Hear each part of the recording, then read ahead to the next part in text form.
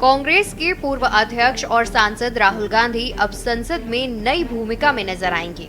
राहुल गांधी लोकसभा में विपक्ष के नेता होंगे। कांग्रेस ने प्रोटेम स्पीकर भर्तृहरि मेहताब को पत्र लिखकर इस बारे में सूचित किया है। 2014 में मोदी सरकार के बनने के बाद पिछले करीब 10 साल से लोकसभा में नेता प्रतिपक्ष का पद खाली रहा है। हालांकि अब राहुल गांधी लोकसभा में नेता प्रतिपक्ष की भूमिका में होंगे। भारतीय लोकतंत्र में कई ऐसे पद हैं जो बेहद शक्तिशाली माने जाते हैं। इनमें नेता प्रतिपक्ष का पद भी शामिल है। शायद यही कारण है कि राहुल गांधी इसके लिए तैयार हुए हैं। राहुल गांधी को कैबिनेट मंत्री का दर्जा मिलेगा और उसी के अनुरूप सैलरी और सुविधाएं दी जाएंगी। नेता प्रतिपक्ष राहुल गांधी को मिलेंगे कई अधिकार। जानिए क्यों बेहद अहम है ये पद। कांग्रेस नेता राहुल गांधी लोकसभा में नेता प्रतिपक्ष होंगे। नेता प्रतिपक्ष का पद बेहद महत्वपूर्ण होता है। आइए जानते हैं कि राहुल गांधी के नेता प्रतिपक्ष होने से उन्हें कौन से अधिकार और सुविधाएं मिलने जा रही हैं। नेता प्रतिपक्ष के पास कैबिनेट मंत्री का दर्जा होता है। हालांकि सिर्फ यही कारण नहीं है जिसके कारण ये पद बेहद महत्वपूर्ण माना जाता है।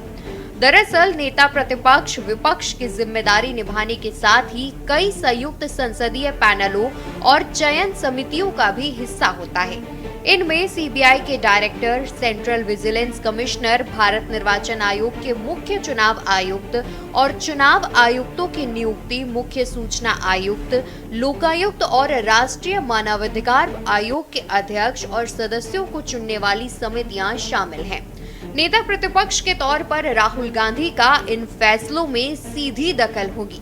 इन कमेटियों के फैसले में प्रधानमंत्री नरेंद्र मोदी के साथ ही अब नेता प्रतिपक्ष राहुल गांधी की सहमति भी जरूरी होगी। इसके साथ ही नेता प्रतिपक्ष के रूप में राहुल गांधी लेखा समिति के भी प्रमुख होंगे। ऐसे में सरकार के आर्थिक फैसलों पर बारीक नजर रखेंगे और उनकी समीक्षा भी कर सकेंगे। लेखा समिति ही सरकारी खर्च की जांच करती है। ऐसे में राहुल गांधी को नेता प्रतिपक्ष के साथ ही ये जिम्मेदारी भी अपने आप मिलने जा रही है। ये होती है नेता प्रतिपक्ष की सैलरी और मिलती है ऐसी सुविधाएं। लोकसभा में नेता प्रतिपक्ष का पद संभालने वाले सांसद को केंद्रीय मंत्री के बराबर वेतन मिलता है और उसी के अनुरूप भत्ते और अन्य सुविधाएं मिलती हैं। नेता प्रतिपक्ष को हर महीने 3.30 लाख रुपए की सैलरी मिलती है।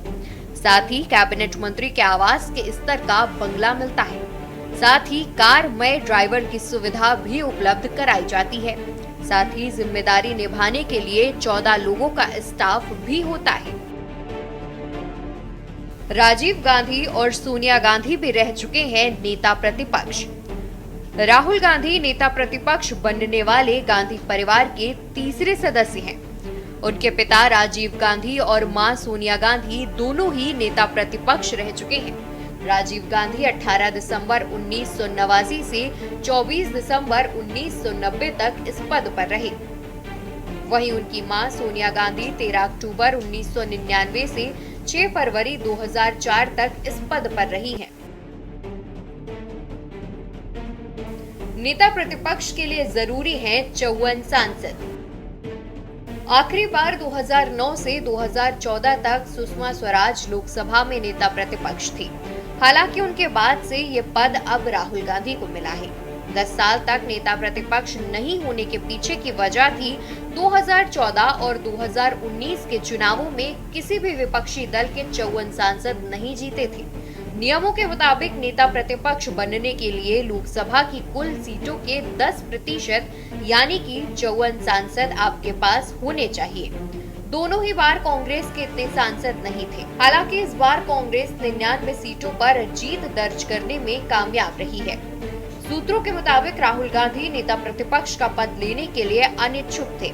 हालांकि उन्होंने पार्टी की मांगों को मान लिया और उनकी मां सोनिया गांधी और बहन प्रियंका गांधी ने भी उन्हें ऐसा करने के लिए प्रेरित किया। डेस्क रिपोर्ट, के न्यूज़ इंडिया।